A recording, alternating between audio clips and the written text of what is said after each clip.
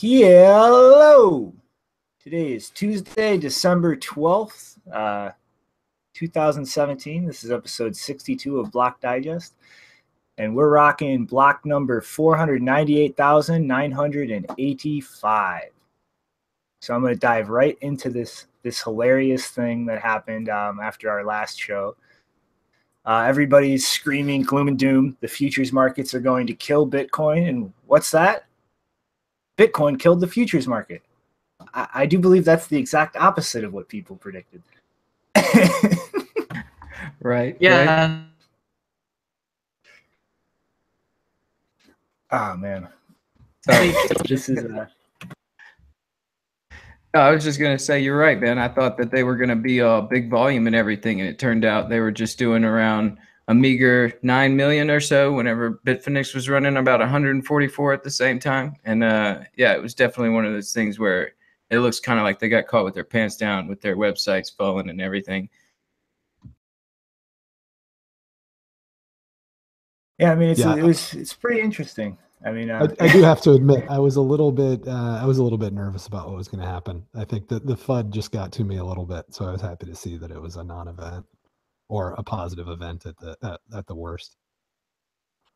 I mean, it's kind of funny when you see headlines like this after weeks of screaming about how they're going to short the market and kill Bitcoin. It's like, no, their website crashed. The price got locked because it went too wild, and then it wound up with a crazy premium for the spot price. I mean, right? Didn't those shorters get wrecked? Right? Jeez. I mean, like, what was the price spike when it opened? It went up like $1,000 candle, right? Oh yeah, it was pretty crazy, and it's kind of the interesting thing because this is really a progression into like the next scale of things as far as the markets are concerned. And everybody was just horrified that, like, oh my God, Wall Street's going to kill Bitcoin. It's why? Like, Wall Street is in this to make money. That's what they do. They take your money or their money and they turn it into more money, and that's all they care about. And with something like Bitcoin that has the insane uproom that it has, I mean, why would everybody want to short it? I mean, that seems pretty stupid, even if you barely understand how this works. I mean, there's only so many coins, and if you try and dump your coins to knock the price down, well, when you run out, you ran out.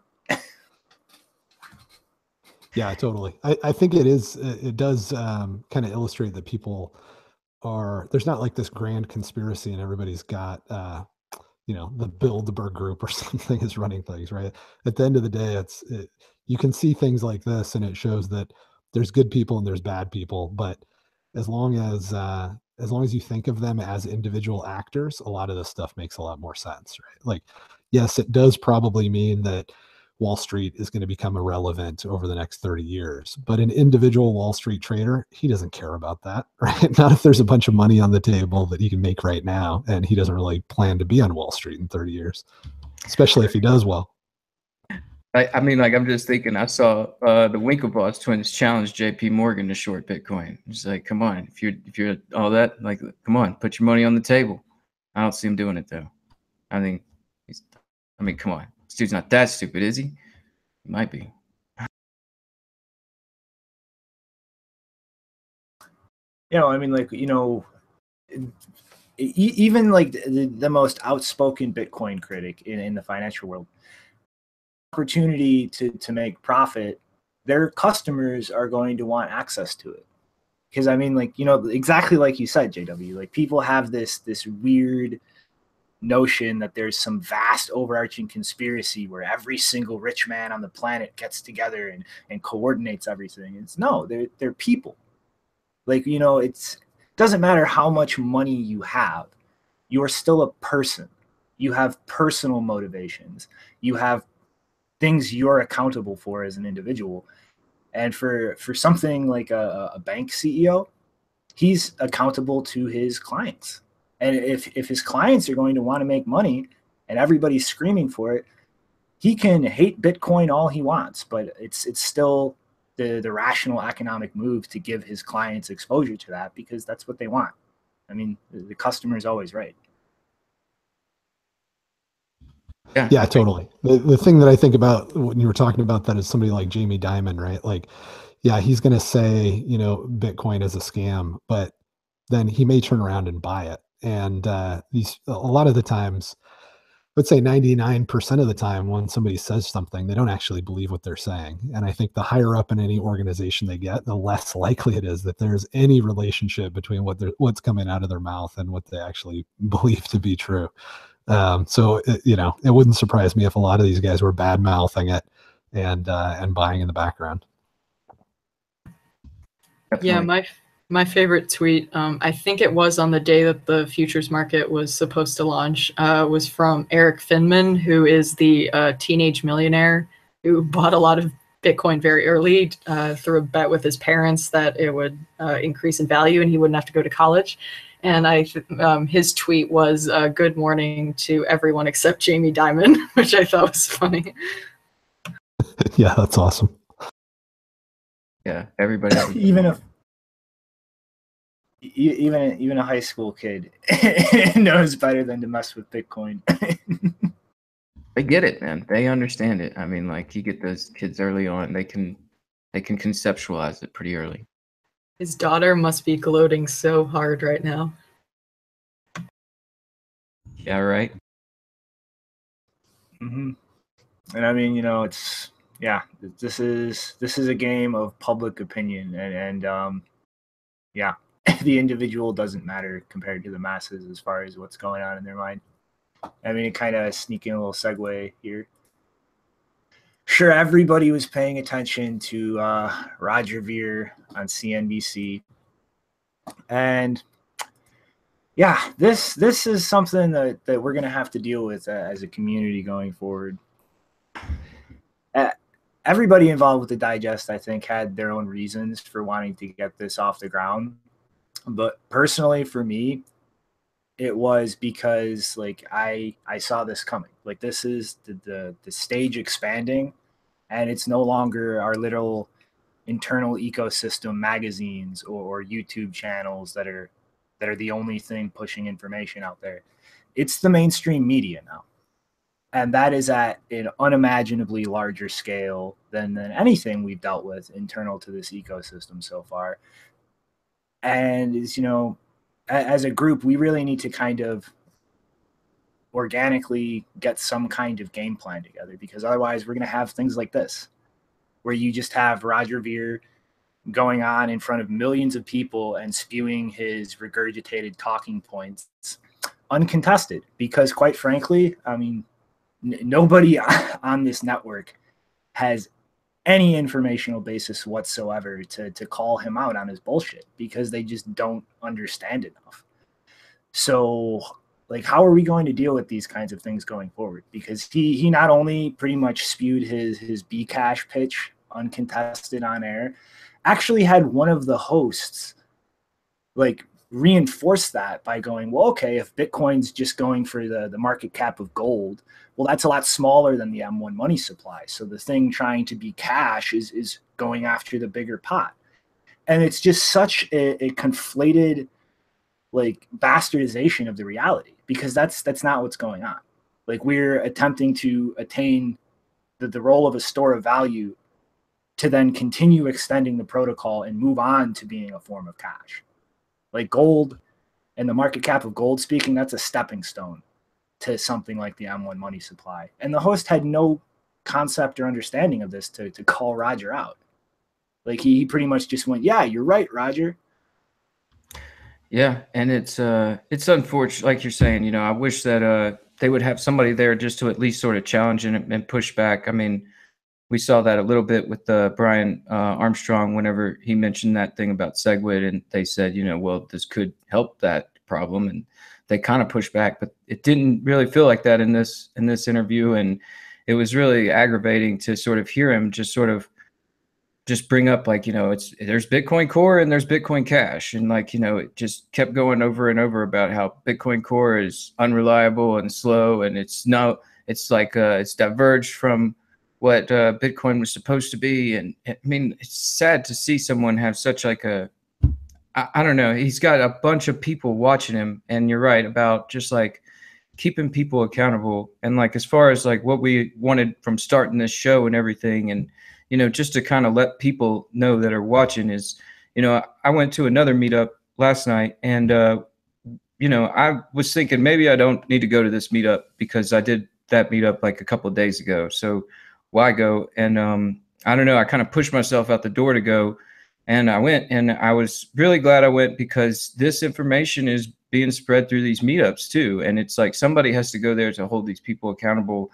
And, you know, I had mentioned last digest, and I'll say it again, you know, I have all those slides from the previous meetup. And, you know, if you'd like to start your own meetup, you know, I'd suggest doing that, because we really do need people on the ground fighting this information too, because I think a lot of people might be coming in and suckered up, and maybe they'll lose big. But hopefully the people that came to the meetup ran into someone like myself or somebody like you watching who decided to go and sort of fight back against that and sort of save those people. And they sort of chose the right route. Because, yeah, it's definitely moving out of our little space and into the bigger platforms here.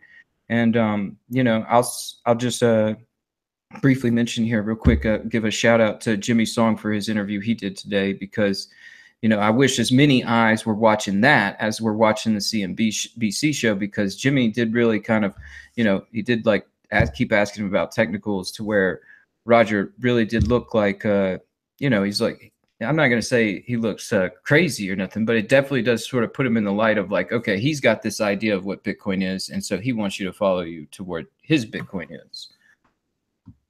Yeah, unfortunately, he was still kind of polarizing the issue a bit, because someone said that he was referring to Bitcoin as Bitcoin Core, which is one of the things that has been like one of their big talking points, is that this is somehow a battle between Bitcoin Core and Bitcoin Cash, even though Bitcoin Core is just one client and there are multiple clients, and you don't have to use the Bitcoin Core client.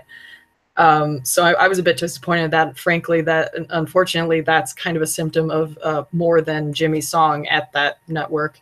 But yeah, I'm honestly, I haven't paid too much attention to CNBC, because all of these lists of people that I see coming out on Twitter of like who's going next on Fast Money or whatever to talk about Bitcoin, it's like most of the time I've never heard of these people. And when I do go and look at these people, it's like, they are not Bitcoin experts. They are just a bunch of talking heads who are wannabe thought leaders. And all of this coverage is reminding me why I stopped watching shows like CNBC years and years ago. Like it's not even entertainment value anymore. It's just disgusting.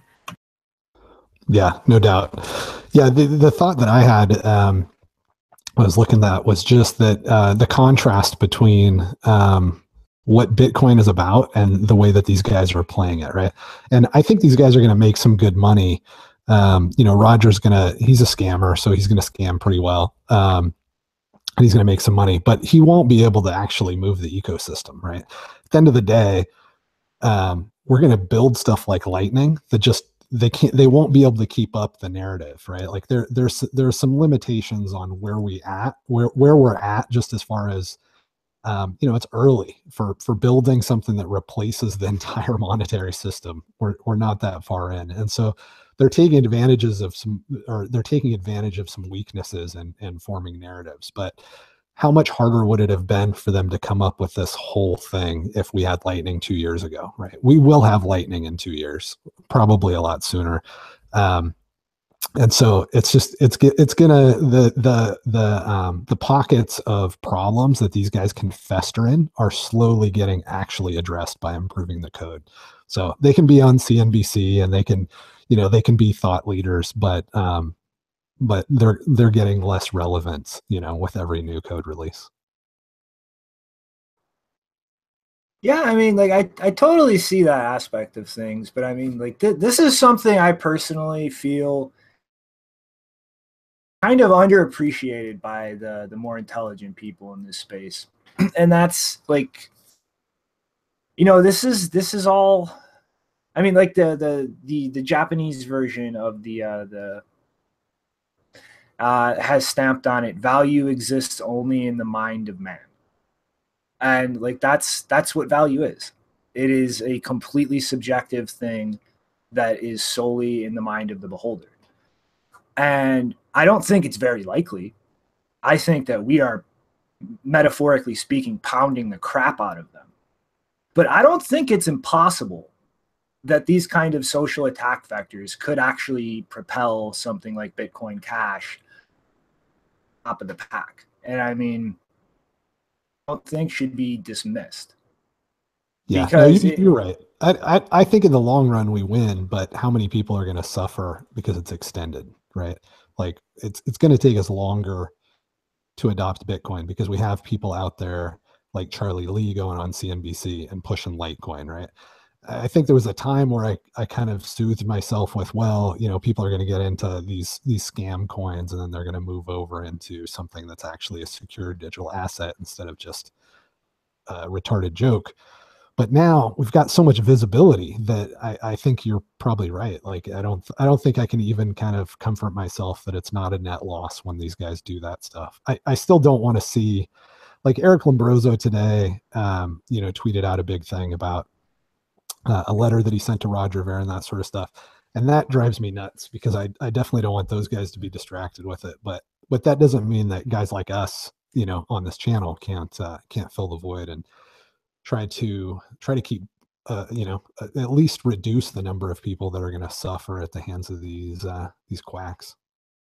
Well, but see, it goes beyond like reducing the suffering in my mind. It's like I really think we actively have to inoculate people to kind of take the possibility of something like Bcash succeeding off the table.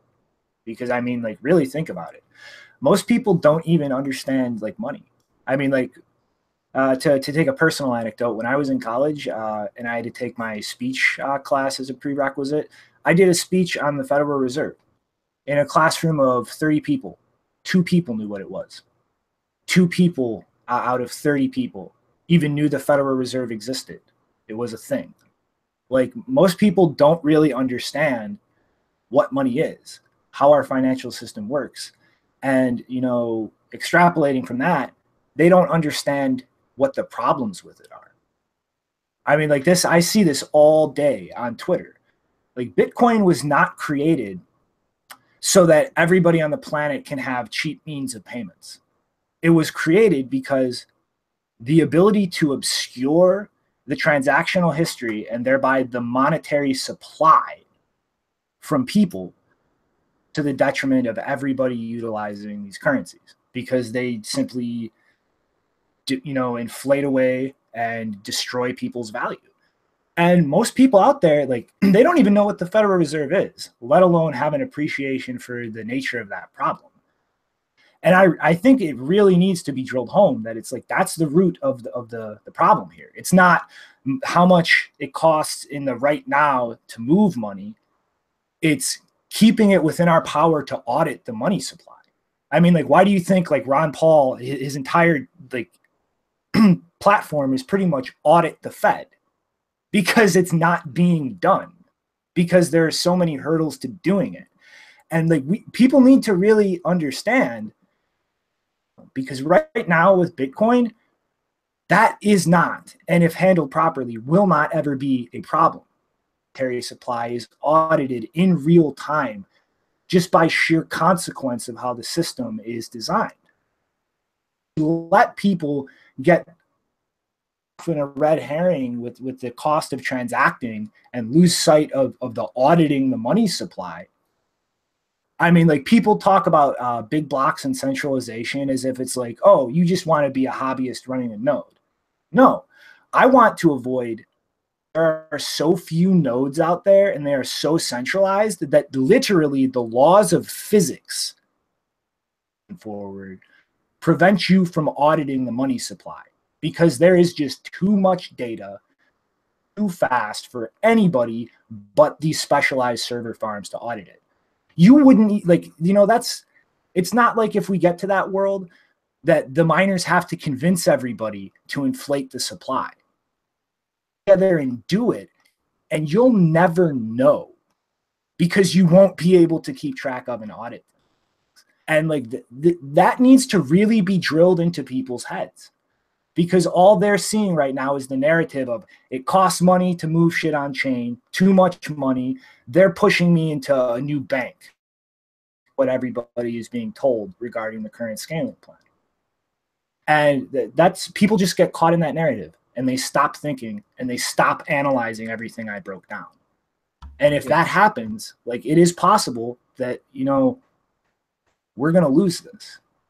No, yeah, I don't disagree. I mean, proactive. I'm the first to say that Bitcoin Cash is an attack, and it's an attack on Bitcoin's mission to basically emancipate people from slavery, right? And the reason for that is that it's, like you said, it's got a built-in security bug. The only thing that differentiates Bitcoin Cash from Bitcoin is not that it can do more transactions. It's that we had security concerns about increasing the block size on Bitcoin. And we also wanted to get rid of another security bug that was transaction malleability. And they specifically created a new coin, not to introduce a new bug, which we believe, based on the models, especially if they do what they're saying that they're going to do on the roadmap, and that's double it again, is going to result in an insecure coin. That doesn't mean that it can't do damage in the meantime, but I mean, in the long run, right? I mean, maybe the long run's 7 years now or 3 years instead of 15 years, but or 50 years. But in the long run, insecure coins won't last. They will eventually fall apart, just like the US dollar's falling apart. And but it doesn't mean that it can't cause a lot of problems and kind of slow us down from achieving the mission. Yeah. Yeah, and since we're kind of talking about the idea of don't trust, verify, I wanted to highlight, this piece isn't in the news desk, but I wanted to highlight it to make a point about that, because there was a little bit of a trick in the blog post that I wrote recently about Sego2x, where I cited some fee figures. And when I cited those fees, I referenced a number of different block explorers. But if anyone had actually gone through my blog post and checked, they would have noticed that the fees for the SegWit transactions that I was citing were different on different block explorers. And no one has yet noticed that. But then Merch, I think he posted this today, pointed out in his own post that all of these different block explorers calculate SegWit fees differently. And some of them are just blatantly wrong. And so anyone who's thinking, oh, I don't have to run my own Bitcoin node, I can just go to reference one of these block explorers, realize that all of them are taking a different perspective on it. Some of them are very wrong. And I find this infuriating that these block explorers aren't being held to a higher standard, because literally like 80 to 90% of this debate is hinging on what fees are for these different coins. You're saying the fees are too high or too low or too cheap or whatever the talking point is. If everyone is just pointing to these block explorers to be evidence of their point without actually verifying how the calculation was made, then all of these points are basically mute, because everyone is just trusting these block explorers. No one is actually checking it with their own Bitcoin full node. I did see someone reply below Merch's tweet saying that they never have a problem like that because they actually check the fees with their own Bitcoin full node and they don't have to worry about whether the calculation is being misrepresented. But I thought that was really interesting that came up today right after my post. I was waiting for someone to point that out. Now, what you are saying about, you know, people not really understanding what is money and, you know, the blockchain.info and just like thinking about these meetups is like, you know, that's one thing I noticed is like a lot of people, you know, they come in and they say Bitcoin is this and they invest and then they do whatever they're going to do and get out. And a lot of people, I don't know, they see money as this certain thing, and Bitcoin, like we're saying, it's still early on. There's lots of possibilities with it that we haven't really come to the conclusion as what is actually going to be fully realized. And a lot of people just want to grab it where it's at right now and say, well, this is what it is, and I'm going to go with it. And yeah, I mean, you know, I got super triggered when that guy at the meetup said, you know, he was suggesting wallets and he said blockchain.info.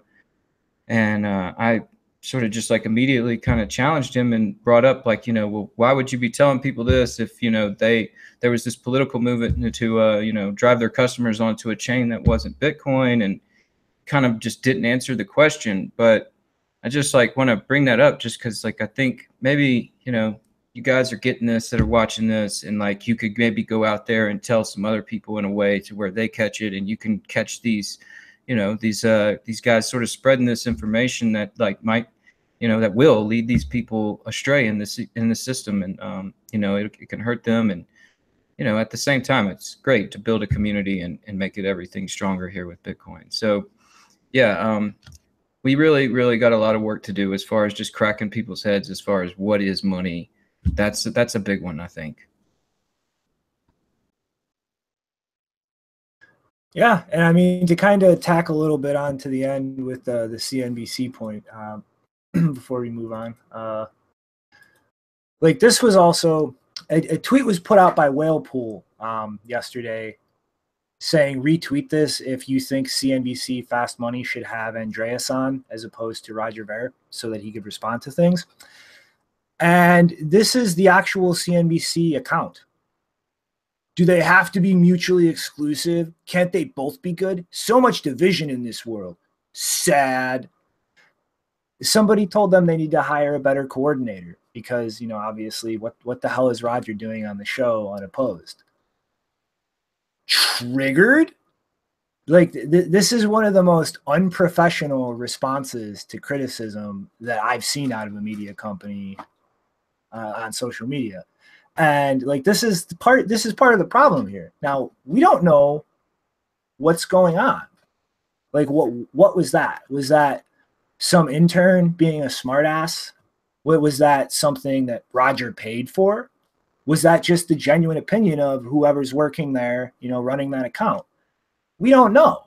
But all we do know is that there, in appearances, is a ridiculously childish response from a major media company pointing out that this was represented completely one-sidedly. And when you take into account how that is going to be perceived on a somewhat meta level, it's like a reputable news company is not taking this criticism seriously. I mean, this is a problem. On multiple levels. Like, what is this company doing? Being an air quotes impartial representative of the news. And, how are we going to deal with the consequences of things like this if this continues to happen? I definitely don't think CNBC is alone in that, and I'm not even surprised because basically the whole function of these mainstream media outlets is to constantly make these fallacious appeals to moderation, where they think as long as we get one person from each of these quote sides, then we will be fine. We are good journalists. We have we fulfilled our responsibility to the public, and that is the end. And yeah, so I'm not surprised by that at all, because the fact is they like a lot of these media companies, they profit off of this controversy. And so if they can trigger Bitcoiners engaging in this conversation with them on Twitter, then that hypes up the controversy and they get more views. Like that, it doesn't even have to involve Roger or whatever they're doing with their social media campaigns. Like that's just it. I could see that purely coming from them from a profit perspective. Yeah, they're not exactly the best educators on any topic, right? Like most people don't even know that there's a war going on in Yemen and millions of people are probably going to end up dead as a result of it. So I'm not shocked that they're doing a shitty job when it comes to covering Bitcoin. It is frustrating, but it's not like this is a departure. I agree. They're pretty terrible just in general. I'm with all y'all. Like, really, I just like, I don't know. It seems like the account's gotten pretty trolly just because they're trying to fit in the space, maybe. Yeah, but I mean, I wasn't trying to ascribe like a specific motive or reason to it, but how are we going to respond to this kind of thing, regardless of what's motivating or incentivizing it? Like this is a problem. Like whether it's corruption, an individual, just natural profit incentives, it doesn't matter. Like how are we going to respond to something that is perpetuating the same bullshit except at a much larger scale as we're coming onto the bigger stage. Because like I said, value is in the mind of man. Like it is nothing but what is in people's heads. And if this kind of stupidity can be sold at a large enough scale off the path of actually understanding the root of the problems this is all trying to solve, then that could happen. And I mean, I would even go so far as to say there's a reason for that to happen. Because imagine what a system like that would look like on an architectural level. Like you have highly centralized nodes, okay? And they would centralize much faster than people think, as demonstrated by Jameson Lopp running the numbers on the node cost of serving a light client. And remember, a light client has to have that node it's getting data from. That's not an option. It's a physical requirement for the system to operate.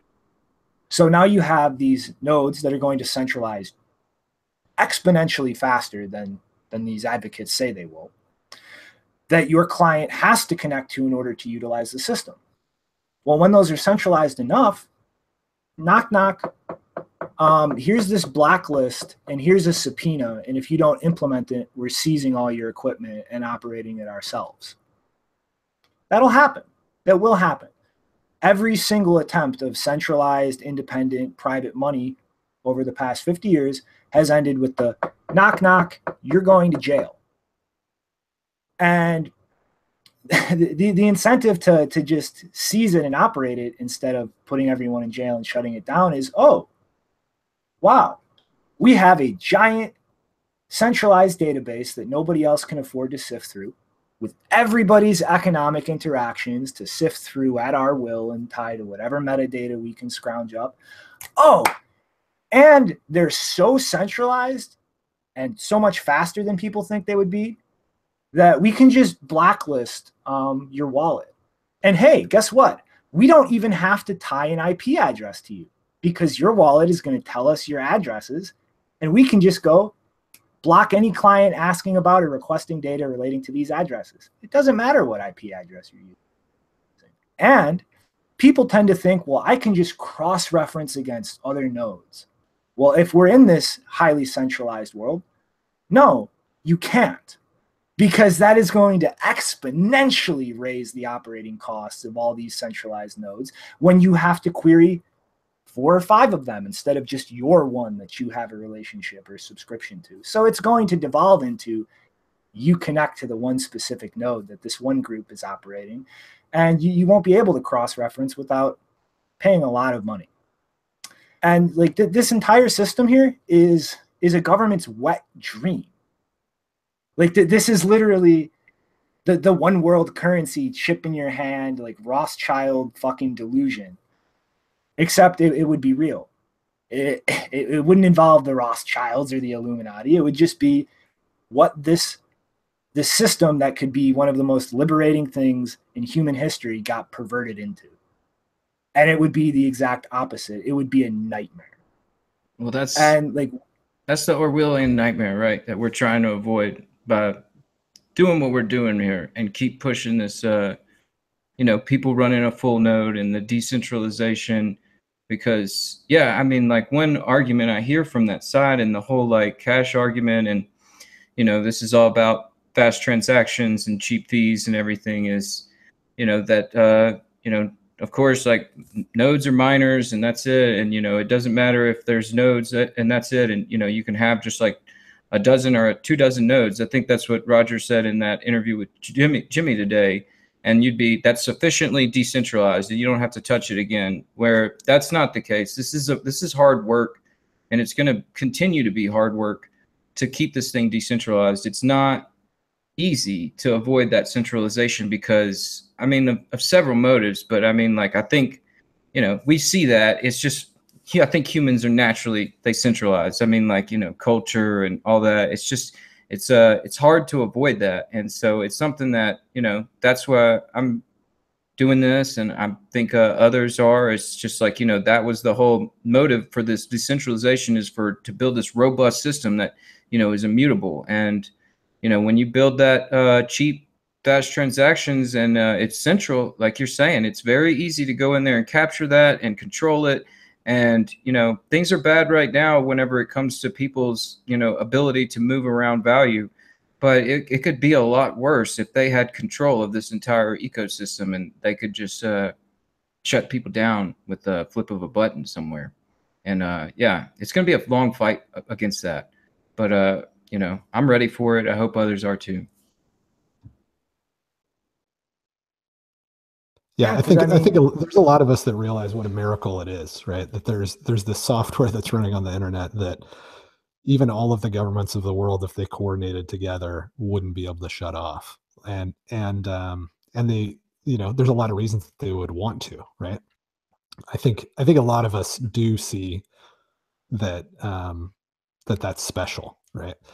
And obviously, based on the market cap and based on, you know, even though these attacks were scary and they were attacks and they were legitimate, you know, well-funded efforts, you could even see in the futures before they happened that it wasn't going to work, and it didn't work. So, I mean, the good news is look at the price of these things. Like they're spending a lot of money to pump these things up, but they're still nothing compared to Bitcoin. Like, from that perspective, we're far more secure than we were a month ago. So I'm still optimistic, but you're absolutely right. We have to be vigilant. We have to call attacks, not, you know, competing alternative experiments. I think there are some out there that are intentionally trying to try new technology. But if you're going to fork and you're going to change two variables and then you're going to try to push that, and you know that it's got security holes in it compared to Bitcoin, that's not a legitimate experiment. That's just an attack. Mm-hmm. Well, it is possible. I mean, you could have a competing alternative whose only use case is constantly attacking the other chain that it came from. I suppose you could say that's a use case. Constantly attack other chains. Yeah, but I mean, like, think about it. I mean, like, this is out of the bag. Like you can't just put blockchains back in the hat and pretend they don't exist. Like, they're here. They're not going away. Even in the ridiculously unlikely event that Bitcoin fails, like, something is going to be built because we know how to now. And really, like, there's no option to kill it. So when you look at, like, governmental players or large institutions that have everything to gain by stopping it, that's not an option. And if they know that, they're going to put all of their efforts into convincing people to use something like Bcash, because that's the only option. They're not stopping it. So they have to turn it into something that they can benefit from, that they can control. And I mean, like, we need to realize that and really take these things seriously in addressing them, because that's all they're going to be trying to do at this point. Like, yeah, you're totally right. I mean, it is terrifying. Like, we are going to end up using a cryptocurrency. You're totally right. The only question is, will it be a secure cryptocurrency that allows the individual to use it, or will it be an insecure cryptocurrency that's been co-opted? And one of those scenarios is really bright and, you know, the world's a much better place, and the other one is an absolute nightmare. Mm-hmm. And I mean, you know, it's kind of want to, or I think it's time to move along to the title piece. I think we kind of been plumbing this pretty well, but yeah, keep going with it. Arise, Chikun. Arise. the best attack on Bitcoin ever, pumps like crazy. And yeah, I mean, if you would have told me this a year ago, I would have laughed in your face and called you a fucking insane person. That Litecoin would have hit $300. But it happened. And I mean, you know, Charlie, I love you, man. But, like, come on. You're, like, trying to, like, brainwash a Litecoin cult. If you're not ready to handle or hold this down to $20, don't buy it. I mean, like, in my opinion, Litecoin has a single moonshot at an actual long-term future. And that is pretty much stitching itself into Bitcoin through something like the Lightning Network as some kind of release valve for times of high traffic. But I mean, that's a moonshot, because you need an unbelievable amount of things to happen. You need people to actually start utilizing clients capable of that, actually making use of routes through something like that, software being developed that is multi-compatible between chains, and automating all of that in the background. You actually need the price to hit a point and have enough volume moving between chains for it to roughly hold a quarter of Bitcoin's price, just roughly looking at the supply, to have some kind of function in that regards without insane slippage killing all the efficiencies. And I mean, like, if that doesn't happen, then I don't really see what it's useful for. And that's a long shot. Well, it's not useful. I mean, it was also an attack on Bitcoin, right? If I did a security analysis, just kind of a brief one of Litecoin, and I could pretty much just copy and paste the page and make like 7 or 8 sentence changes, and it was exactly the same for Bitcoin Cash. There's almost no difference between what it was all about, right? So Litecoin had a couple different security vulnerabilities. It wanted to embrace the not ASIC hard feature that Bitcoin had, right? So everybody thought, oh, it's not good that we have mining manufacturers that are making ASICs, and I can't mine on my own hardware anymore. So what if we used an algorithm that was ASIC resistant? Well, there's no such thing as ASIC resistant. You're always going to be able to design a special machine to do one thing better than a generic machine. It's just the nature of the universe, right? So it was just an absurd idea, but the end result is that you now have this coin where if somebody does develop ASICs, they can dominate the network, right? You think a government can't fund the creation of an ASIC and then take over Litecoin or attack it heavily? Obviously it could. That's why Bitcoin didn't want to abandon a proof of work algorithm where humanity was working at the cutting edge, right? We want the very best and most powerful machines that we know how to build, securing the network, so that we don't have the ability of some government just to spend a few $1 billion and take over the network. So that's the history of Litecoin. It's no more respectable than Bitcoin Cash. So I don't think we should be surprised that it's useless. And as far as throughput goes, it has the exact same throughput, transactions per block, transactions per minute or whatever as Bitcoin. It's just a fork of Bitcoin. There's nothing else there, right? The only reason transactions are cheap is nobody wants to use that piece of shit. That's the only reason. So as soon as it gets popular, the transaction fees are going to be just the same as Bitcoin. I wouldn't be that. I mean, I wouldn't say that they're as bad as Bitcoin Cash, because at least Litecoin had the decency to not call itself Bitcoin. Like, they at least had that amount of decency, which Bitcoin Cash does not have. Yeah, I'll give you that. I mean, they didn't create the Bitcoin.com website and try to push people into it, but I don't know if that's out of the goodness of their heart or whether that was just the attack of the day. But yeah, I'll give you that. Well, I'll say that, like I bought into Litecoin, like the meme of it, the silver to gold, pretty hard. And like, we were talking before we came on, it's like, whenever Litecoin took up that UASF and like, yeah, SegWit, man, I really jumped behind it. And it's like, yeah, this is like, this is what, it's important to show that, the miners don't control the network. And then it's like, over time, I was holding those bags and, I mean, like I finally let them go like a week ago. So this price rise to me, and like, oh shit, I missed the bank or whatever. But like reality is, like y'all are saying, it's like you want your value on a chain that that value is going to be there.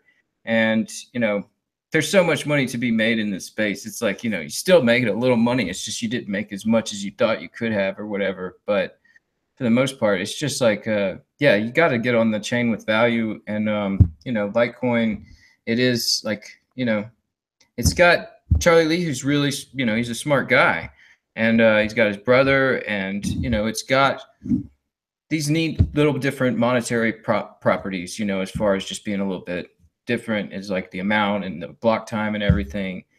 But yeah, when it comes down to just like a currency, like, I mean, like, or somewhere to store your value. I mean, like, that's where Bitcoin is. And I think that, all these things, they could be implemented on Bitcoin with like, Lightning and SegWit. And it just, you know, I mean, there could be a possibility for Litecoin in the future. I'm not so down to Litecoin like JW is. He really doesn't like it, but you know, I feel like there might be something for it, but it's just like one of those things where I definitely am kind of come back around to like, okay, I need to stick on Bitcoin because you know, yeah, I just miss all the price rises, right? It's like it was at 2,900 and I was like, you know, Bitcoin's too high. I better go to Litecoin.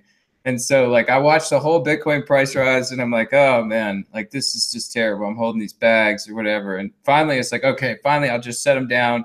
And then I miss this rise or whatever. It's just, I don't know, it's comical, but at the same time, like I can kind of understand that, you know, I still made the smart move. I mean, like, you know, I didn't make as much or whatever, but to me, like, you know, you want to be where the value's at and that make sure that value's secure. I mean, that's kind of my point, though. It's like, you know, I can see like that one specific like possibility for a long-term use case, but that requires so many confluent things to all happen in the right order at the right time that it's like, as much as I think it could work out, I'm not so sure if it actually will. Yeah, it's like catching lightning in a bottle to get everything timed just right like that, because, you know, these second layer solutions are coming online and, you know, whenever they do, you know, these sort of things are going to be kind of just dated, not going to be used that much anymore. I mean, yeah. One thing I'd like to know, though, is why'd the FOMO die in South Korea? I mean, come on, people. They're not banning it. They're doing the regulation thing. I mean, haven't we seen this enough with China? We're going to ban it. Oh, no, wait. Here's some rules to follow. We're going to ban it. Here's more rules. Like, so the quick gist of this is 6 safeguards they want to apply to exchanges. Pretty much your standard KYC, AML stuff, some banking requirements to make sure that money is actually isolated and held accountable. And the most important thing, I think, is supply sufficient investment warnings. I imagine that might have a little something to do with a certain shitcoin pump that we might have seen recently. If you catch my drift. Yeah, One can hope. One can hope. And hopefully they're just getting closer and closer every day to going after those guys for their pump and dump scams, and they'll be behind bars at some point. That would be nice. Yeah. I mean, I think it was a wake up call. I mean, with half the price of Bitcoin, the exchange went down, price crash, and police at the exchange building the next day. And I mean, I know regulation isn't a hot topic, and you know, I'm sure as hell not a supporter of it, but at the end, I can't say I'm disappointed that after such a hard lesson, some kind of preemptive steps are being taken to kind of steer people away from things like that, because you know, there's not enough of us screaming loudly enough, and somebody with a place to actually guarantee that hits eyeballs and is actually enforced in some way. Yeah, I don't think I don't know. I wonder about this idea that like all the libertarians are against regulation.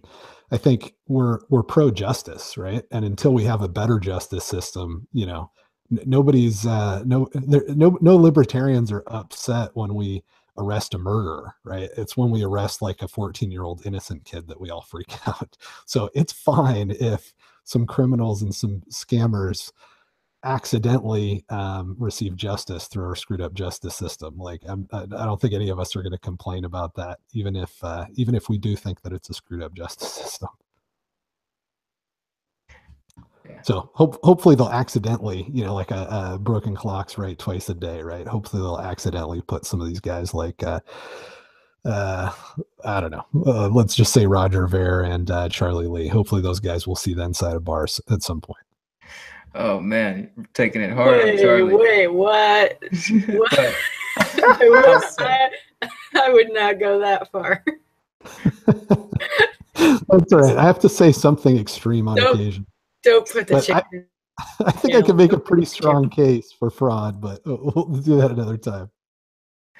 Yeah, Well- well, it's a good thing that like we're seeing this just because sorry, Janine, I was just gonna say like I saw like Adam Meister was over there whenever he went over there, and he was just so pumped about how many people are ready to pump coins there. It just he said it didn't matter anything, just name what it's gonna be and they'll pump it. So I mean like, you know, I'm not always for like tons of regulation either, but like, hey, you know, if it's gonna rein in some of this nonsense that's going on, let's do it.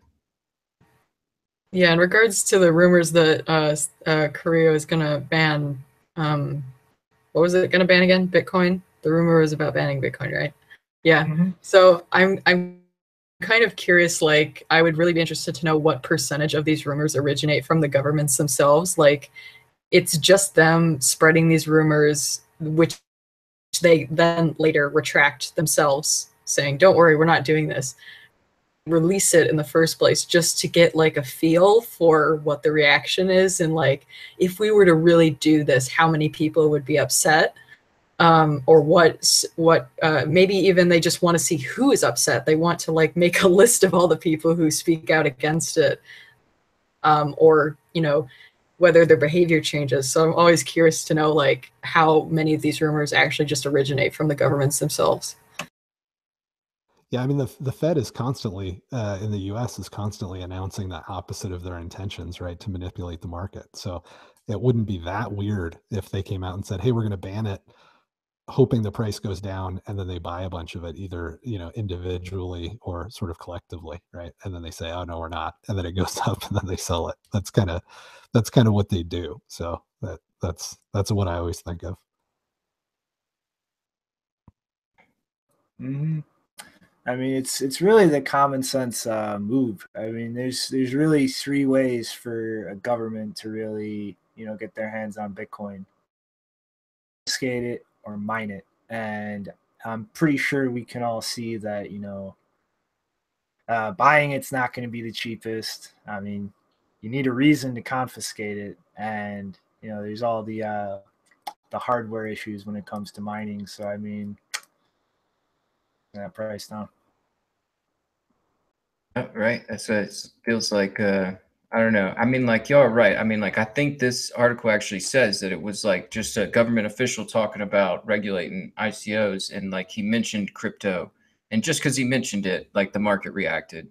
And you know, I think, you know, you're right. These people are they're trying to acquire some Bitcoin, and you know, maybe they saw like, you know, hey, China kept saying this and that kept going down, and so maybe we can say this too, and it'll go down, and we can purchase some. And yeah, you know, it's going to be an interesting year next year, and I mean, like we might see more countries doing this. I mean, like we've seen this. It seems kind of common now, where you know, whenever they do talk about it, it's a government official. They slightly mention it, the market reacts, and then in comes some little bit of regulation on it.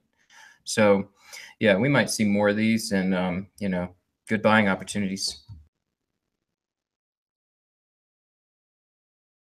Yeah, one of the things that, like, you know, thinking about government ownership of cryptocurrencies, I mean, like this is something being talked about too in depthly as far as like the mechanics or complications of it, because I mean, especially in Western countries like a republic or a democracy, like what's the legality like managed on that? You know what I mean? Like, is it even legal for a government office or institution to own or handle cryptocurrencies? Like, if so, which institution? You know what I mean? Like, I sure as shit wouldn't want the Fed handling anything as far as like U.S. government owned Bitcoins. They're a fucking private institution. The Treasury, like, you know, it's the executive branch, Congress. Like, you know, who would be in control of that? How do you handle the securing of that? I mean, I'm sure the government, if you have the right branches of the government handling it, wouldn't have trouble as far as like secure machinery handling or managing keys. But who are the individuals in control of that even? Exactly. Like, They already lose stuff at massive scale, right? Like they're always like, oh, well, you know, we thought we had $50 billion. It turns out we only have $30 billion. Sorry. So, Yeah. and that's just I mean, like like, hardware walking out the door. Imagine when it's crypto. It's gonna be amazing. yeah, how do you handle that? I mean, like, people only have offices or jobs for so long. Individual in control of the key. Well, how do you guarantee they didn't keep it? Or like, how do you guarantee they're actually going to transfer control of it? I mean, if some crypto goes missing, how do you know that it wasn't hacked? Like, how can you prove that in court or hold somebody accountable for that? I mean, it gets really fucking sticky and messy really fast. Also, I have one more kind of observation that I just had about Litecoin. Is anyone kind of weirded out by the fact that the so-called silver to Bitcoin's gold is now double, or not quite double, but more than the actual Bitcoin gold? Because I just checked the price of Bitcoin gold, and it's like, wait a second, silver? Oh, that's really bad. I find that kind of funny. Silver fanatics, your day has come. The price has finally mooned. It's worth more than gold. Here. Oh man. But all right, guys. This is something I wanted to do, and I'm sure JW is going to have a lot to interject on this. I wanted to actually go through all of the fucking forks coming. So let's dive right into this. And let's take a look at Bitcoin Diamond. Oh my god, that's the one that's been spamming our Block Digest account, isn't it? Mm-hmm. Yeah. Right. For those who haven't noticed, they have been like pretty much tagging on to the Block Digest tweets trying to advertise for this. So let's break this down. They already have futures markets listed. It's worth like $55 a piece. They're going to protect your privacy, encrypting the amount in balance to protect user privacy. How? With what? Amount encrypted. Yes. Any mention of with what? Companies, wallets. No. I don't see the with what. They don't say how they're encrypting balances. Just they're encrypting balances. Are they using CK snarks? Confidential transactions. Where'd they pull that from? Did they take it from the Alpha Elements implementation? Did they try to splice some Monero code in there? Like what is this? Yeah, and exactly, like Stop the Decrypt noticed in the chat. BitGo as a wallet. No, I guarantee you right now, BitGo is not supporting this fucking shitcoin. Is that their wallet? Is that even their logo? Nope, it's slightly different, and I bet you $1 million to copyright, so they can't be sued for it. Bit, get out of here. Can't pass that. Yeah, and they're gonna reduce the cost of a transfer, guys, and reduce the cost. And here's the one thing I thought was or no wait, never mind. I'm confusing my shitcoins. We'll get back to some funny joke with one of them, and all of these exchanges that are so-called supporting it. A lot of exchanges. I don't recognize any of those logos. Me neither. I was about to say I don't mean to be culturally insensitive, but these look like only Asian exchanges. Like this doesn't look like it's being listed anywhere outside of Asia, potentially even just China. I don't know half of these companies, or if half of them even exist. Probably don't. But yeah, this is a complete and utter fucking shitcoin. They just blanketly claim, we encrypt your values, guys. That thing that people have been working for literally years to make efficient enough to implement on the live chain and not blow fees through the roof. We just threw that in there, guys. Don't worry about it. We got you, bro. I actually think Bitcoin Diamond is the perfect name, because if you know anything about diamonds, there's like a whole bunch of fake ones in the market, and the ones that are in the market are overpriced because there's a huge supply of diamonds that is being held back to artificially inflate the price. So that is a great name, guys. Great job. I didn't even make that connection. Good one. Yeah, I mean, like, and aren't they trying to be proof of stake too? Like, that's what I thought I heard at first about Bitcoin diamonds. They're trying to do proof of stake with Bitcoin. No, to my knowledge, they're just doing GPU mining. What was it? Yeah, X13 algorithm optimized for GPUs. All right. Well, at least they stepped out of that. So you guys might be surprised, but I actually think that this one, there might be something to this one. I mean, it's from what I understand, the transaction fees are really, really low because there's only like 12 guys that are going to be using it. So, I mean, that is really, I think it actually could be. It actually could be the, the bronze to Bitcoin. You nailed it, dude. That's awesome. Yeah, they're competing with Dogecoin. I mean, we need if we need Litecoin to be the silver, don't we need? I mean, we got to have pennies, right? We need something to be the copper. I think it's Bitcoin Diamond. Those fees, they're so low. Yeah, until we get Diamonds. Bitcoin copper. Diamonds so worthless. They're worth less than copper. Where's Bitcoin glass? We need Bitcoin glass.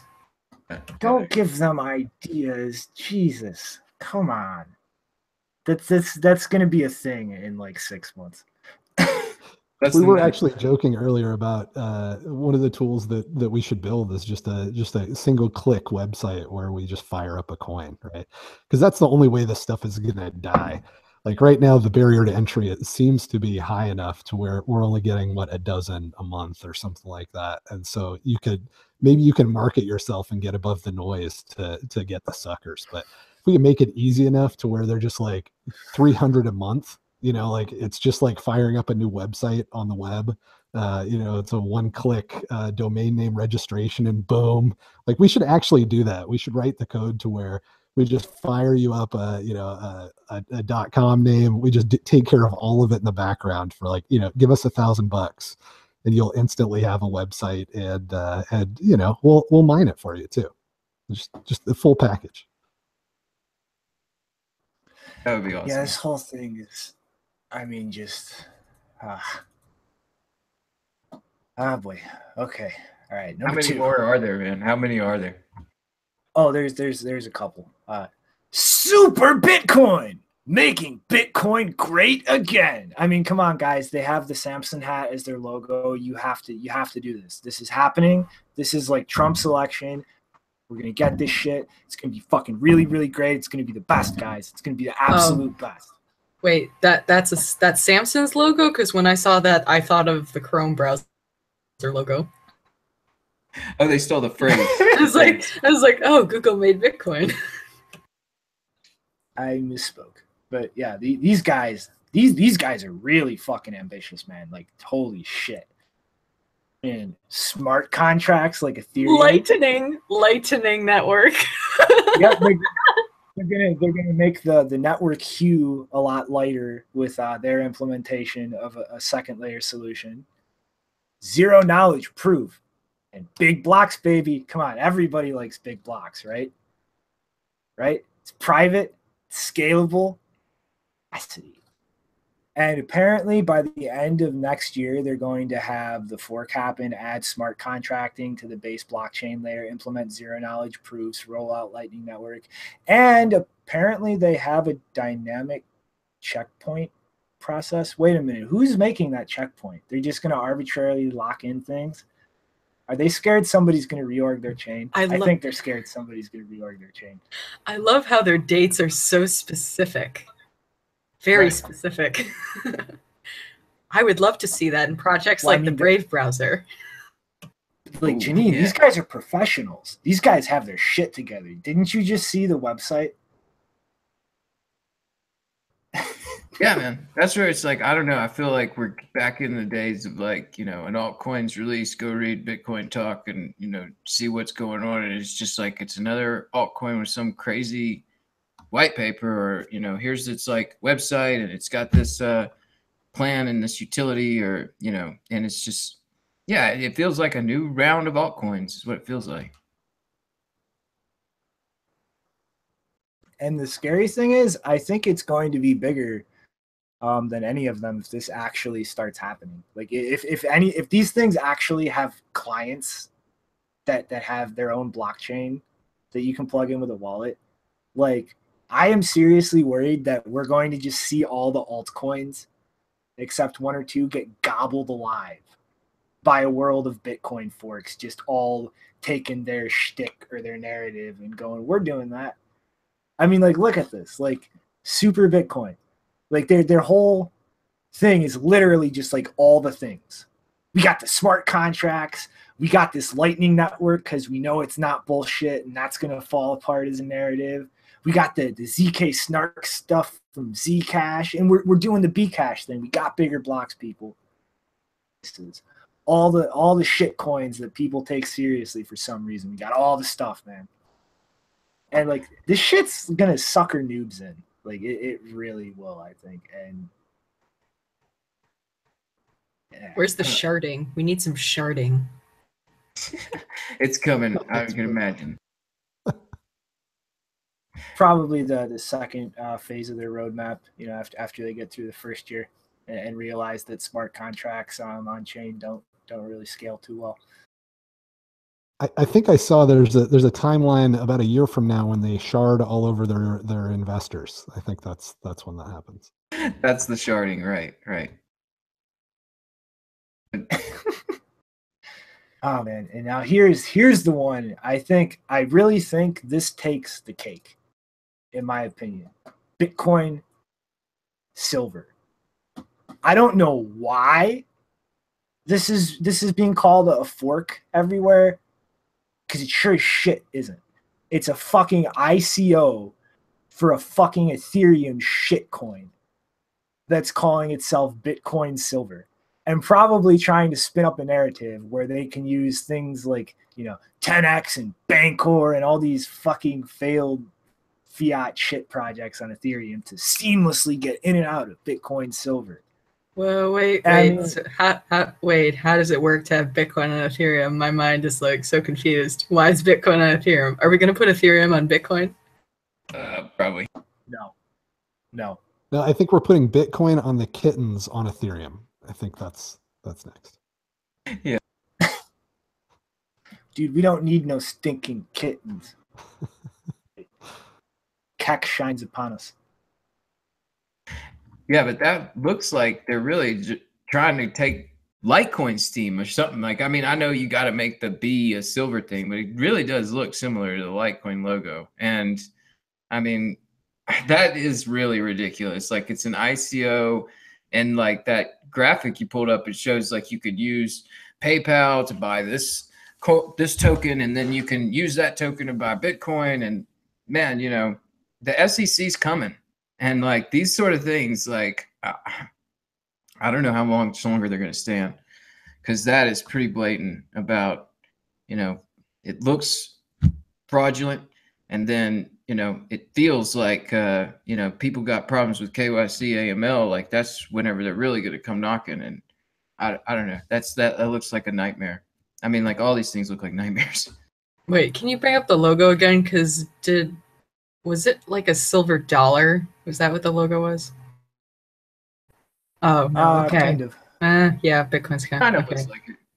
It actually looks like a, what's that game? It looks like that ball that you throw, like it's that game where you throw balls into a field and then you try to hit the silver balls to the other balls. I can't remember what that game is called. I don't know. What is that? There's a game where you like toss out a silver ball and then the rest of the game is basically trying to throw more silver balls at that silver ball to get them as close together as possible. I don't remember what it's called. Trollbox will know, but I don't remember. But that's what the logo reminded me of. It reminds me of balls being thrown into a field. I like the idea of it being a Litecoin knockoff. So it's like somebody bought a Rolex and then they copied it, and then there was a Folex, and then somebody found a Folex and copied that and made like a Molex. That's about what it looks like, doesn't it? A knockoff of a knockoff. It's beautiful. It's blockchain attacks all the way down. Oh man, in this next one, yeah, this is bad. This one's really bad. Apparently the website's not even working anymore in Firefox. So yeah, there's a blank website. And This one is 100% a scam. We have mainstream media in Korea pretty much outing a teenager who made this, and then pretty much started off tweeting in English and then switched over to Korea, where he pretty much started saying it was bad to long Bitcoin, you should short Bitcoin. And he tried to get people to start shorting Bitcoin. And that was literally the entire reason that he made up this non-existent fork, was to try and get the market to crash so he could short it. Just some teenager, you know, just trying to manipulate a multi-billion-dollar global market. That's always like the biggest sign of these things, as far as like what's going on under the hood, is the developers and like what, you know, how it's coming together. And it, you know, it really, it's kind of sad, because it's like I see these developers, they're like hard up, you know, it's like they live in a terrible country, they don't have money, they're trying to find a way in or something. And you know, I've seen these guys where it's like, you know, I feel bad for them, because it's like they're just trying to make a buck and get the hell out of wherever they're at. And maybe they see that as the way to do it. And, you know, it's under the guidance of these guys to try, I mean, like, you know, misinformation. I mean, maybe, you know, because some of these forks, I'm not quite sure where they're spurred from, but, you know, they're outsourced their development. And I would hate to see somebody like take this mantle up and then get arrested and thrown in jail because they were just trying to make a quick buck doing this thing. I hope that, you know, these guys will see that it's not like that. They need to start developing on something that, you know, is legitimate and it's going to do something in this world. Yeah, it looked like he said that he was trying to get everybody to short Bitcoin so that he could make a trade and make $5,000. Is that right? Like, that might not be the best strategy, trying to get, you know, everybody to drop the price on $1 billion, you know, what, a $300 billion asset, so that you can try to make a quick trade.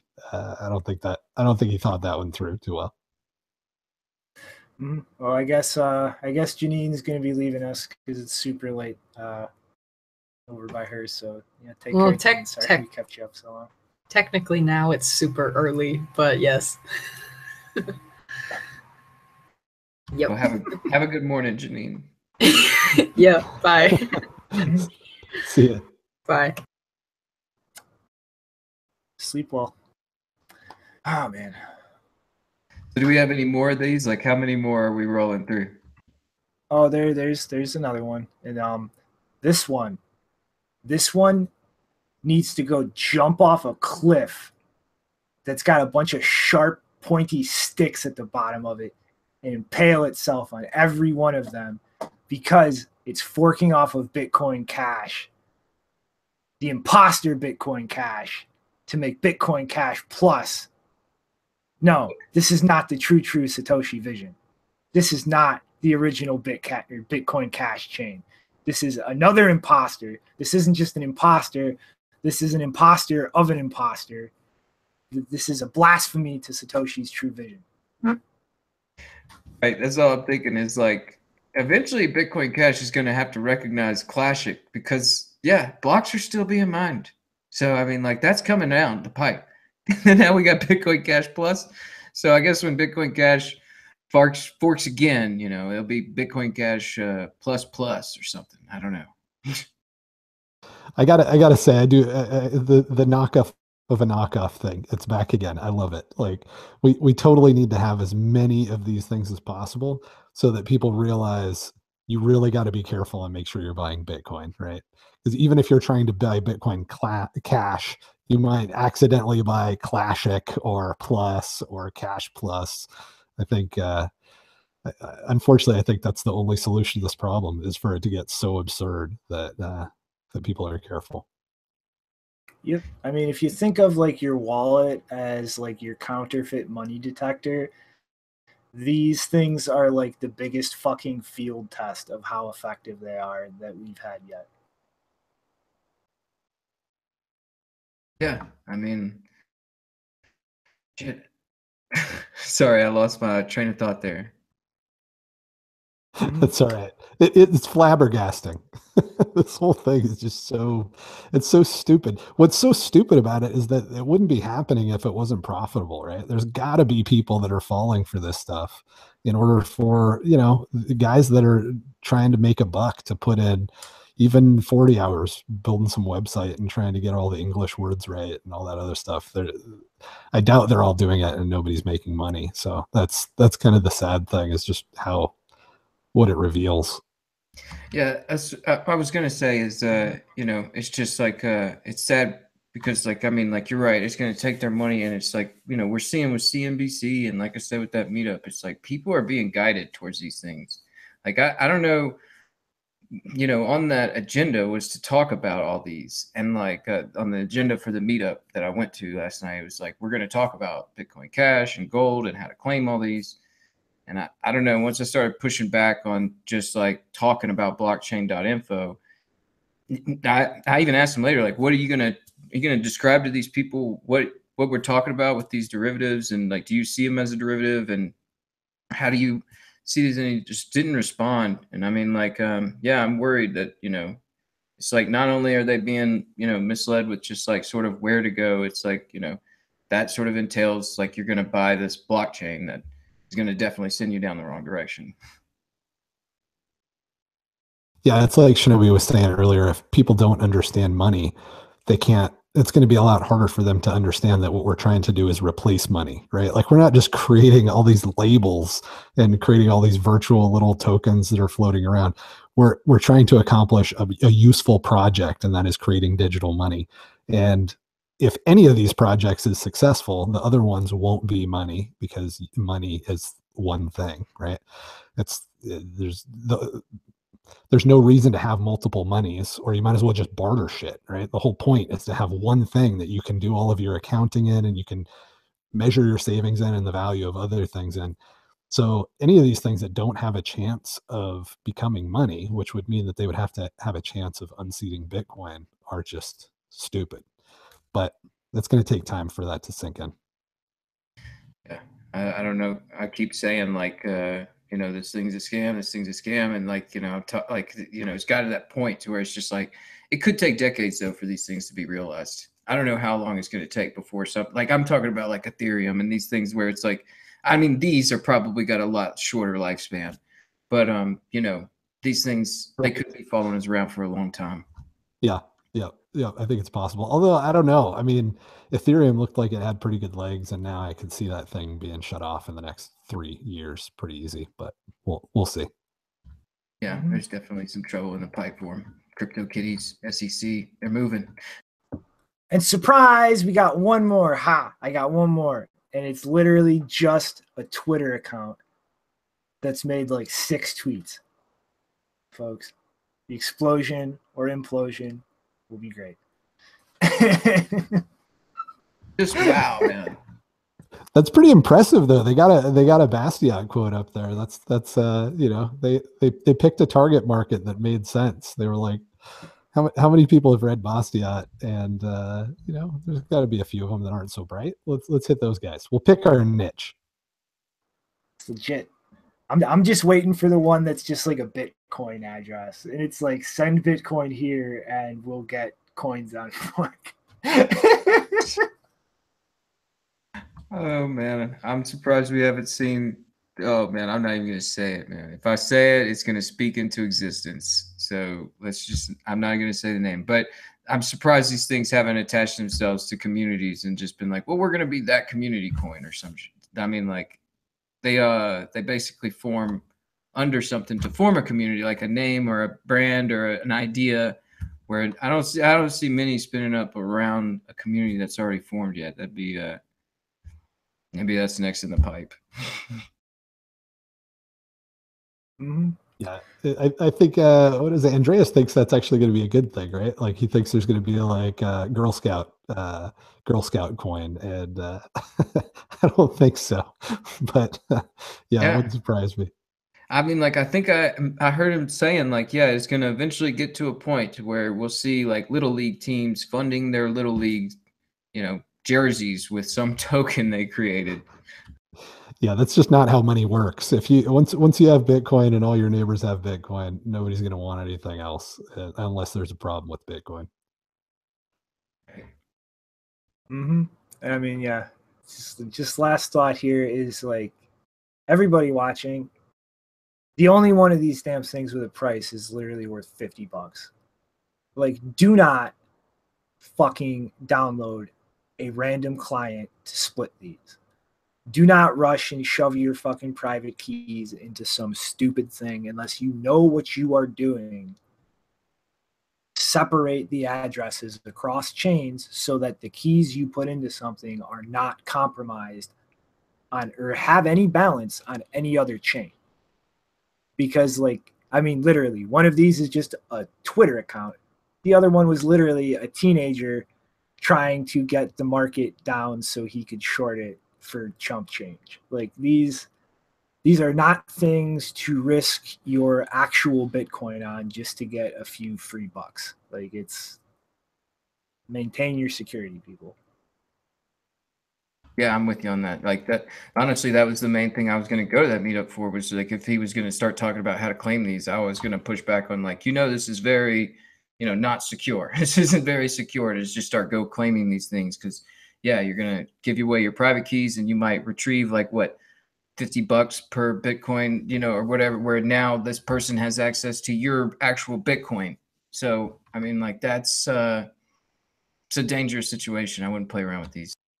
Totally. Yeah. I mean, my kind of general rule of thumb is that if it's not worth, I don't know, if it's not worth more than like 3% of your Bitcoin, it's probably not even worth considering, even if you can do it super securely, just from the privacy standpoint, right? When you move coins around, it just adds more data to figure out who you are and how much you have and who you've traded with and all that sort of stuff. For 3%, I mean, it's just not worth it. And almost all of these are like 0.03%, right? Or 0.3%. So, for something like Bitcoin Cash, it probably makes sense. But if you do that, know that there's going to be some privacy cost, right? You're going to lose out a little bit on privacy. There's a reason that Satoshi hasn't moved his coins to crush Bitcoin Cash, although I'm sure he'd like to. He's not going to give up his privacy for that. And then the other thing is make sure that you move your Bitcoin to a new address before you mess with any address, right? Like drain it of the real Bitcoin, because you can do that as a completely separate step. You could wait 2 days and have a million confirmations, right? And be sure that that is an old, useless address as far as Bitcoin's concerned. Then take that and go experiment with it. Yeah. And I mean, like, if you don't know what you're doing and you really want to sell them, wait until like your hardware wallet actually implements it in their applet. People who know what they're doing and who are trustworthy have actually audited something. If you can't audit it yourself, like, don't just do it right away if you don't know what you're doing. Absolutely. And all right, we'll get to the thing that is fake news that's not fake news because it's actually vouched for by Yahoo Finance. He is seriously considering accepting Bitcoin. And like they've pretty much been looking at like all the kind of periphery, paraphernalia and things sold.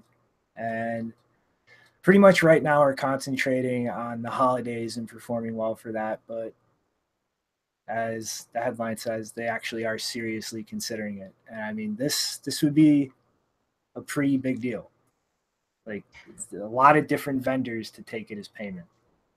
Yeah, I think that last line in that article, where it says like they're trying to compete in the holiday season for Amazon, I think that's just like, I don't know. I feel like what we were saying with Amazon and, maybe they would start accepting it. And then we were talking about how other competitors would have to start accepting it.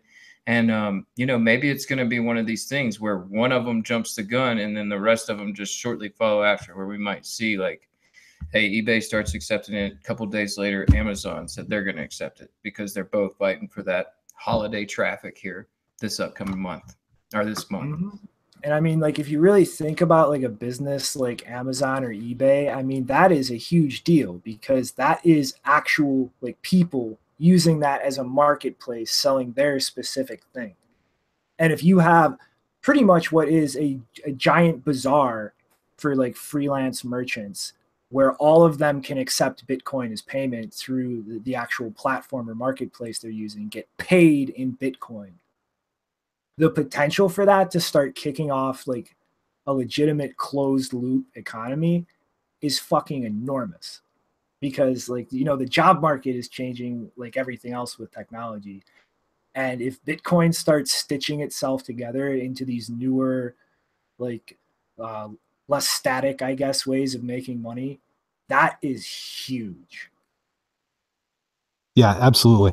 The thing that I always think of when one of these stories comes out is like you can see the difference between something that's exponential and something that's linear, right? So if these guys started accepting it, then a bunch of other stores would accept it. It's kind of like the viral thing, right? That's exponential. And the price that we've seen on Bitcoin, that, you know, the way that it's shot up, it's still only moving like 1 or 2 or 5% per day. But now that's $1,000 instead of $100, right? And that's how exponential stuff works. And it's hard for us to get our head around it. Linear stuff would be like if we doubled the block size, right? It wouldn't matter. Like we could quadruple the block size, and if Amazon and Walmart started accepting Bitcoin, it would completely be absurd, right? We'd have $100 transaction fees, maybe $1,000 transaction fees if we ran those numbers. So that's why stuff like Lightning is awesome. I think as soon as Lightning is really working and we've got side chains cranking, all those stores are going to sign up. I think that's the thing that's stopping them, is that they know that there's not going to be a lot of demand.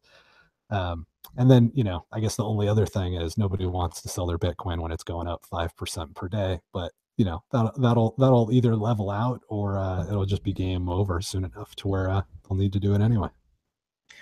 You know, one other thing that I wanted to just bring up on this is like, you know, they mentioned Overstock, and like how Overstock like holds their Bitcoin. And like we've seen that where, you know, a company will accept Bitcoin or hold Bitcoin, and like it kind of plays as a hedge within the company, because like the company's going to make earnings on the Bitcoin rise as well. And, you know, I think that that's an interesting thing that, you know, I mean, like we've seen this in like some odd, like the way the US sold that Silk Road Bitcoin. And like, I mean, they could have held that and made a lot of money for themselves. And so, yeah, I think we're going to see companies doing that too, where they're going to have these like coffers to make sure that their prices are still going up, even if their market is not as, you know, as busy as it should be, so to speak. And I mean, like, give it a year, fucking retard FOMO, and some time for Lightning networks to actually bootstrap themselves. And I mean, that really gets as complicated as plugging in your nodes and setting up some channels, and bam, you can start plugging your businesses into that. I mean, it's like, I think it's going to happen a lot faster than people think. I mean, Yeah, it's already moving faster than I thought, for sure. I think all of us could say like we wouldn't expect this price that we're at right now this time last year.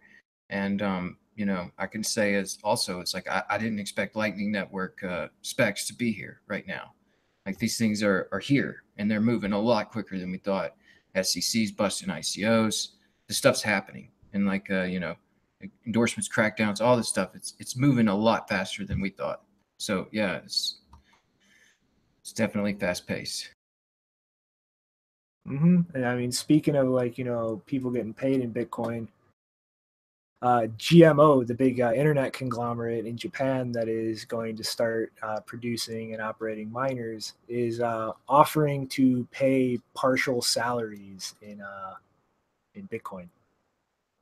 They've decided to introduce a system that allows part of the salary payment to be received as Bitcoin to promote ownership domestically.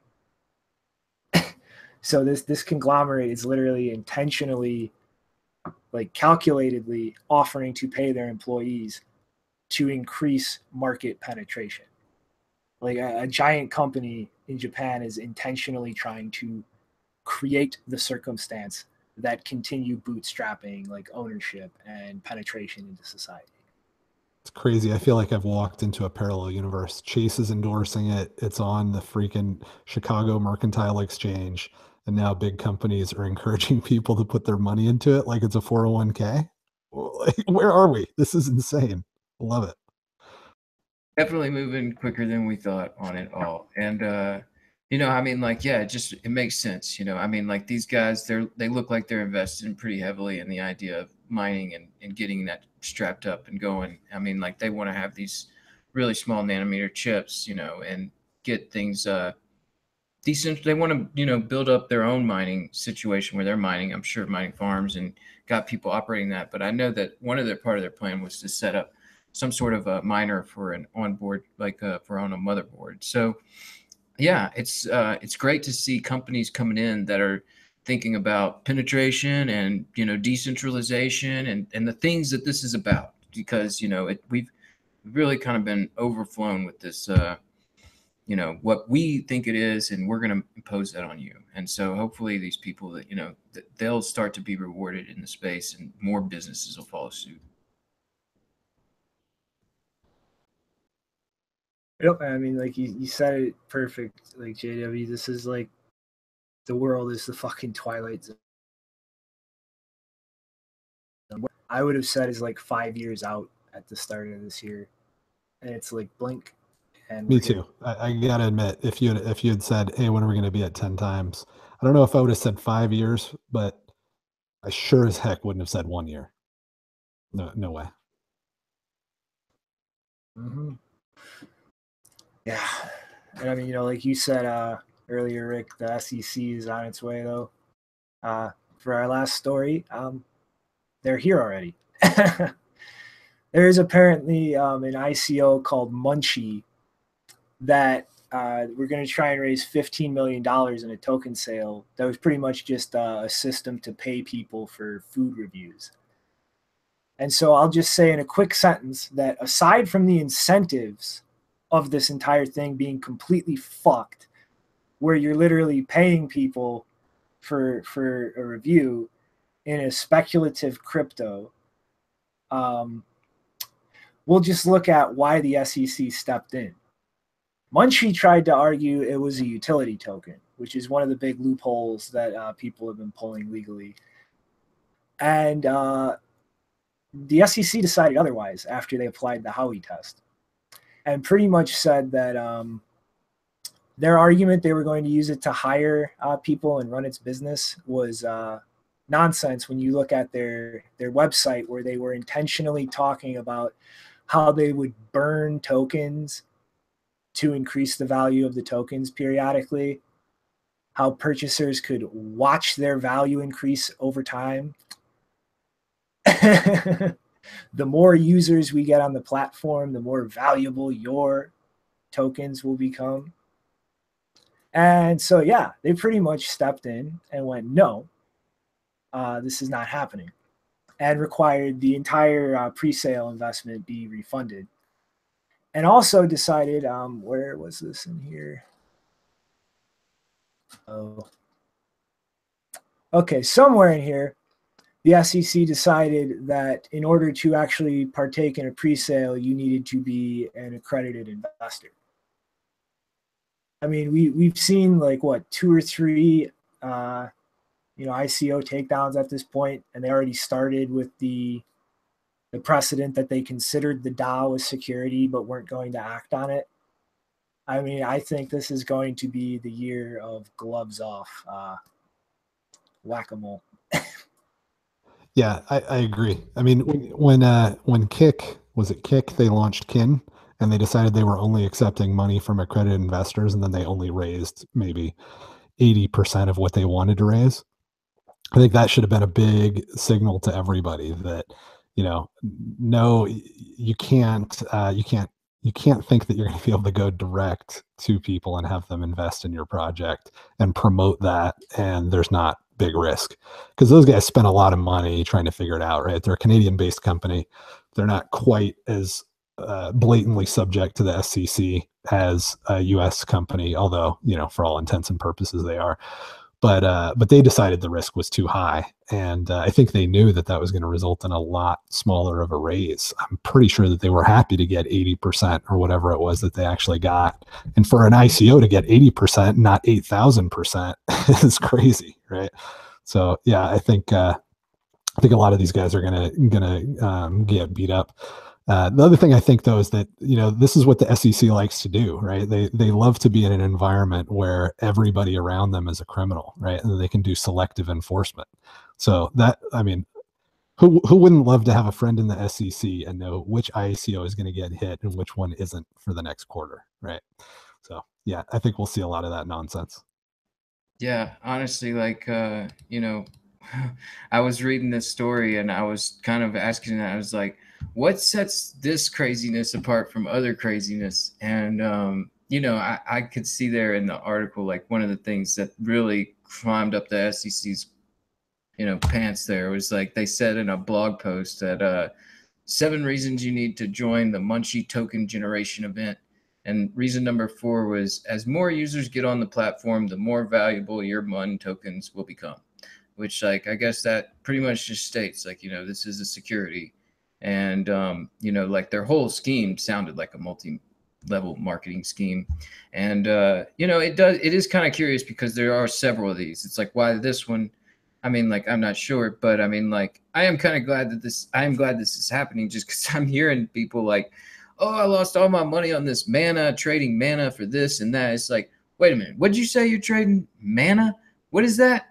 And I mean, like, yeah, let's is that a token for Christians? I thought it was a old video game token. What is that video game we were talking about? Shinobi? Final Fantasy. Yeah, Final Fantasy. There's Breath of Mana. Yeah, I guess I just take up the mana. Yeah, it's the Old Testament coin right there. They were getting the mana in the desert. Now they got the mana token. Yep. And now at least we're getting the Munchee token out of the way now. Well, it should have been the Moses token next, but that's right. Right. Oh, what a crazy fun space we're in. It definitely reminds me of like the .com bubble a little bit, like, pets.com, like every stupid idea that anybody ever had suddenly was brilliant because they could put .com behind it. It was like, we're going to do teriyaki, we're going to do like teriyaki flavored, I don't know, stuffed animals.com. And you're like, well, that sounds stupid, but maybe there's something to it. I don't know. .com, it'll sell. Right. Yeah. The one thing I want to see, though, is after we get through like this big wave of shit to really disincentivize this, is how many people are going to continue doing it just completely illegally? How many people will continue to speculate knowingly or like fall for it at that point where it's pretty much just been made entirely illegal unless it's handled like an actual Wall Street security? Yeah, the only long-term solution is for investors, people that are trying to invest, to become wiser, right? So the reason that we have all of this pent-up craziness is that you've had a population of 300 million people in the United States and other parts of the world that are treated like children. And they're told, if you don't have at least a net worth of $1 million, you cannot invest in your friend's gas station, right? You're just not allowed to do it. Or you can't have 50 of you guys invest in your buddy's gas station, right? So because of all these rules that have basically forced adults to behave like children their whole lives with regard to their own ability to manage their money, it's just lined up sheep for the slaughter. So I think eventually these guys are, eventually people are going to get wiser. It's just going to be a little bit of a rough road between now and then. And that's part of the reason I'm kind of conflicted. Like, yeah, I know that's the ultimate solution, but, maybe because we've created all of these, babes in the headlights, we could at least, pretend to enforce some kind of real protection to slow down the herd from just running off the cliff, so that they have time to realize how stupid this stuff is. Yeah, it's a good thing just to see guys like Bruce Fenton coming up with that Spacesuit X, just to sort of like, hey, like, let's sort of self-regulate these, like, let's go over this, and until some official guys come in here to clean it up and set this thing in an environment to where we don't have to worry so much about what we're investing in. But yeah, I agree with that. Like, I really wish that the government wouldn't treat us like kids. There was a huge argument, not argument, but a huge conversation in the Mumble earlier before the show that I was really involved in, where we talk about these sort of things. And yeah, it's important. Yeah, in a normal world, And I mean, you know, like, an 11-year-old would have invested in their first stupid business and they would get burned for $75 and they would go, you know what? I'm not going to invest in businesses unless they have a better model than that, you know, than that story that that guy told me. But unfortunately, we have 40-year-olds that haven't learned that lesson yet. Now they're sitting on, you know, a decent amount of savings. So it's unfortunate. Yeah.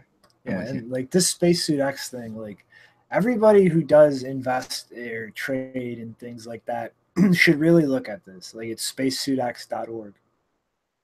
The simplest thing in the world. It's literally a qualitative like percentage weighting that he even walks you through how to like reason about like what percentages you assign to things and rate things, and just based on like how you judge the claims, it'll actually give you like a score to rate like how wise of an investment something is. And I mean, even if you aren't like feeling capable enough to do that yourself, like you can just ask somebody to look at it for you who is, and just ask them to fill that out. I mean, like potentially we could even just have, you know, like scores from a bunch of different people who know how to assess things floating around out there, just generated through this. And it's just as simple as take a look at it, like do that, and everybody can cross compare different opinions. But like there's things we can do, and you know, this is actually a pretty brilliant idea from Bruce to like help kind of protect people from themselves without kind of playing nanny state about everything. I do have 2 rules of thumb that I think will eliminate most of that need, though. One is that if it's a utility token and it's not on an open source project, it makes no sense, right? Because as soon as the open source project is useful, it's open source, it will be forked, and somebody will enable Bitcoin, and everybody will want to use Bitcoin. Why would they trade their Bitcoin for a utility token? So that line of reasoning, I think, holds up. So again, if it's an application token and it's an open source project, math doesn't work out. Nix that. And if it's trying to be money and it's not, it doesn't have a chance of overrunning Bitcoin, it's a bad idea. So I think if you buy those 2 rules of thumb, then I'd be happy to defend them to anybody that wants to hit me up on Twitter. I'm going to be the devil on the shoulder for a second now. You could also just float this around and have like people who have no idea what they're talking about do this and get a better read on the market. Yeah, that's true. That's true. Yeah, maybe this website is just gathering data so he knows which ICO to pump next. I don't think so, but that's if it was anybody but Bruce, I would totally think that.